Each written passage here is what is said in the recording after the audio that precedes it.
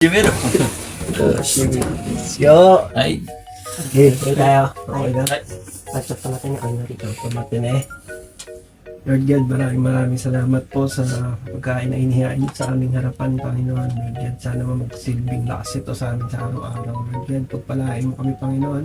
Naway gabayan mo kami sa araw-araw, Panginoon, na pamumuhay namin dito sa Japan. Ganoon din sa aming pamilya, Panginoon. Huwag niyo silang pababayaan, Panginoon. Sila nagsisilbi namin lakas. Patawarin mo kami sa aming pagkakasala, Panginoon. At sana po lagi ka maghari sa aming puso, Panginoon. Ito po ang aming samot na langit sa pangalan mo, Jesus. Amen. Amen. Ohayo gozaimasu minasang. So bali kagabi nga pala itong video na to. At syempre ugaling Pinoy, sabay-sabay kaming kumain yan. At dahil may food trip na nangyari, syempre may luto session tayo. Pero this time, si Evan naman ang ating chef. Kaya tara panoorin nyo. By the way, ako nga pala si Joel, TITP dito sa Japan. Hiramin ko muna ilang minuto nyo guys. Let's go! So bali kagabi nga ay Sabado guys. At nagpunta kami sa supermarket. Di ko na lang na-videoan yung mga nangyari. Plano sana namin magluto ng pusit. Kaso nagbago yung plano. Kaya ito yung food trip natin yan. Panoorin nyo. Tara guys, itadakimasu. Disclaimer lang guys, cook lang yung kinampay namin Konbanwa guys, si Chef Evan muna ang taya sa ating kusina. Lulutuin niya guys. Ano tawag dito sa luto na taban? Itlog lang. Itlog with Repolyo. repolyo na hinaluan niya ng fresh milk. Let's see kung ano kalalabasan nito. Chef Evan, kaway ka muna dyan. Loko-loko ba?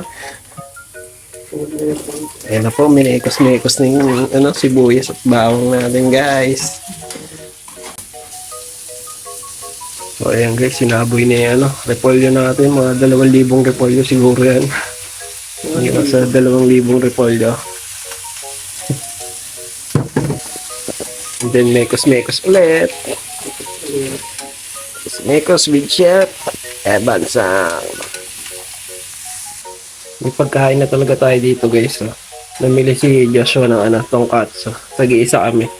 Kaso trip magluto ni Chef Evan natin. Ayun.